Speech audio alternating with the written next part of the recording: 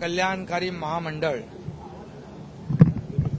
आपण निर्माण केलंय आणि या महामंडळाची सुरुवात झालेली आहे.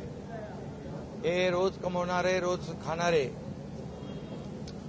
ज्यांचं हातावर पोट आहे, अशा लाखो लोकांसाठी महाराष्ट्र सरकारने एक कल्याणकारी महामंडळ केलेलं आहे. या महामंडळाच्या माध्यमातून परिवाराचं विमा संरक्षण, त्यांना मोफत उपचार, त्याचबरोबर त्यांच्या मुलांचं शिक्षण, त्यांच्या मुलांना स्कॉलरशिप, त्यांच्या मुलांना उच्च शिक्षण घ्यायचं असेल तर योजना, त्याचबरोबर प्रशिक्षण, स्किल डेव्हलपमेंटच्या माध्यमातून प्रशिक्षण दिलं जाईल, त्यांना नोकऱ्या दिल्या जातील, देखील त्यांना स्वतःचा रोजगार करता येईल, व्यवसाय करता येईल. त्याचबरोबर मोठ्या प्रमाणावर या टॅक्सी रिक्षा ड्रायव्हरचे जे काही मुलं आहेत, जे शिकलेली आहेत, स्किल्ड आहेत, त्यांना देखील नोकऱ्या देण्यासाठी आज आपण जर्मनीबरोबर एक करार केला आहे. 4 लाख लोकांना नोकऱ्यांची तिकडे जागा आहे आणि त्यामुळे त्याचा देखील फायदा होईल. आणि या महामंडळामध्ये तात्काळ ज्याला दुखापत होईल त्याला तात्काळ 50,000 रुपये देण्याचा एक प्रावधान केलेला आहे. त्याचबरोबर ही जी काही आरोग्य विमा पॉलिसी जी आहे ही आणखी विस्तृत बनवण्याचा देखील विचार आहे.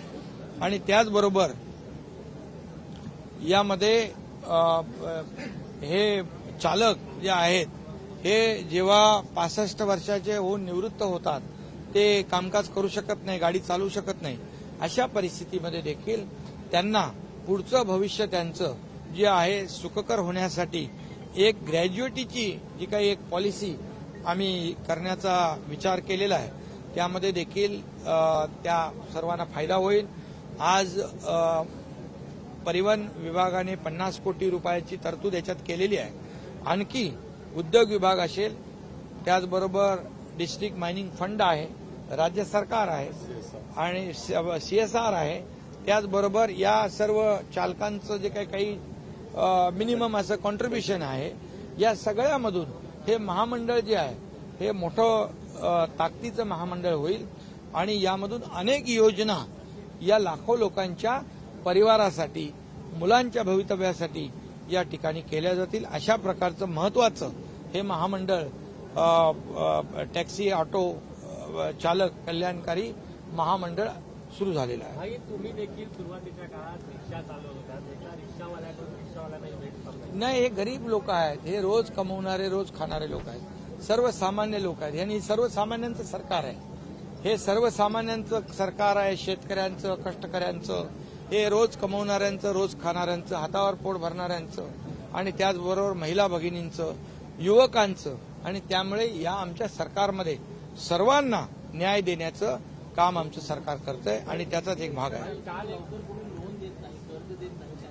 त्यासाठी देखील यामध्ये स्वतःच्या पायावर उभं राहण्यासाठी जी योजना आहे ती देखील योजना याच्यामध्ये समाविष्ट आम्ही करतोय, जेणेकरून स्वतःचा रोजगार देखील, व्यवसाय देखील त्यामध्ये करता येईल.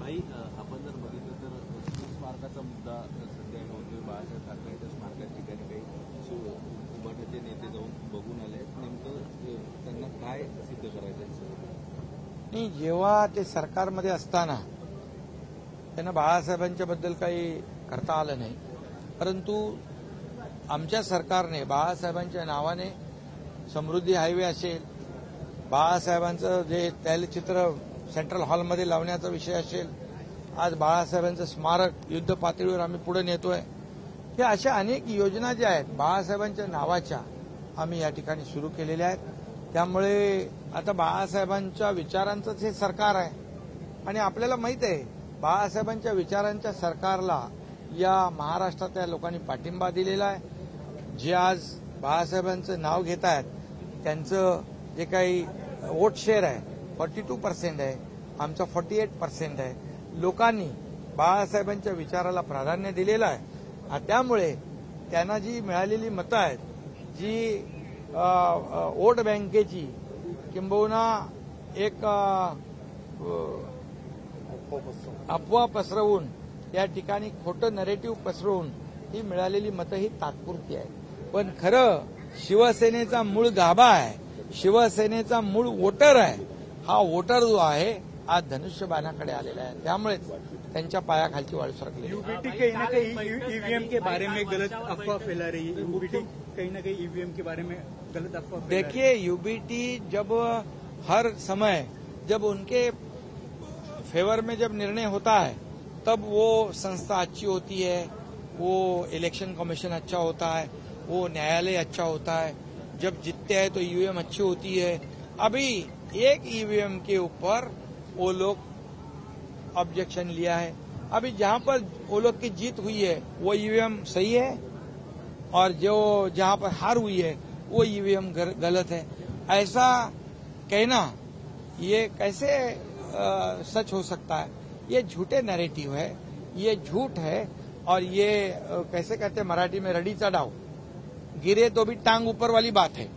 आज जो हमारे वाइकर रविंद्र वाइकर की जीत हुई है उससे इतने परेशान हो गए वो उनकी जीत हजम नहीं कर पा रहे. और कितने जो टेक्निकल जो एक्सपर्ट लोग हैं उन्होंने कहा है कि ईवीएम हैक नहीं हो सकती है, ईवीएम के साथ छेड़छाड़ नहीं हो सकती है. जो किसी ने कहा है वो हमारे देश के बारे में नहीं, वो अमेरिका के बारे में जो इलेक्ट्रॉनिक ईवीएम के बारे में कहा है. ये तो इसमें इंटरनेट भी नहीं, इसमें ओटीपी भी नहीं, इसमें कोई भी छेड़छाड़ नहीं कर सकता. कोई भी डिवाइस ये ईवीएम के साथ छेड़छाड़ नहीं कर सकता है क्योंकि ये बहुत ही सिक्योर है. और इतना ही मैं कहूंगा, जहां उनकी जीत हुई है वो क्या ईवीएम वो भी गलत थे, फिर तो उनको इस्तीफा देना पड़ेगा, फिर से चुनाव को सामने जाना पड़ेगा. उन्होंने ये भी कहा है वर्धापन दिन आहे, उद्या पक्षाचा वर्धापन दिन साजरा होतोय. काय वैशिष्ट्य असेल वर्धापन दिनाचं? आणि वर्धापन दिनाच्या पूर्वसंध्येला आज आपण बघतोय उद्धव ठाकरेंनी बाळासाहेब ठाकरेंच्या स्मारकाची पाहणी केली. ते त्यांना बरं ते तेवढं तरी सुचलं, कारण काम तर आम्ही सुरू केलेलं आहे. आणि उद्या वर्धापन दिन आहे शिवसेनेचा, जल्लोषामध्ये साजरा होईल. बाळासाहेबांच्या विचाराचा वर्धापन दिन आहे, त्यामुळे या सरकारने बाळासाहेबांच्या विचारांवर आधारित कामकाज केलेलं आहे. अनेक योजना बाळासाहेबांच्या नावाच्या आम्ही केलेल्या आहेत, आणखी आम्ही करणार आहोत. या राज्याचा सर्वांगीण विकास, गोरगरिबाला न्याय देण्याचं काम आम्ही करतोय. आणि बाळासाहेब देखील या सर्वसामान्य लोकांच्या पाठीशी उभे राहायचे. आज वर्धापन दिनाच्या पूर्वसंध्येला आज ऑटो रिक्षा टॅक्सी चालक कल्याणकारी महामंडळ आज स्थापित केलंय आणि ते आज सुरू होतंय, याचा देखील आम्हाला आनंद आहे. नाना पटोले का एक व्हिडिओ व्हायरल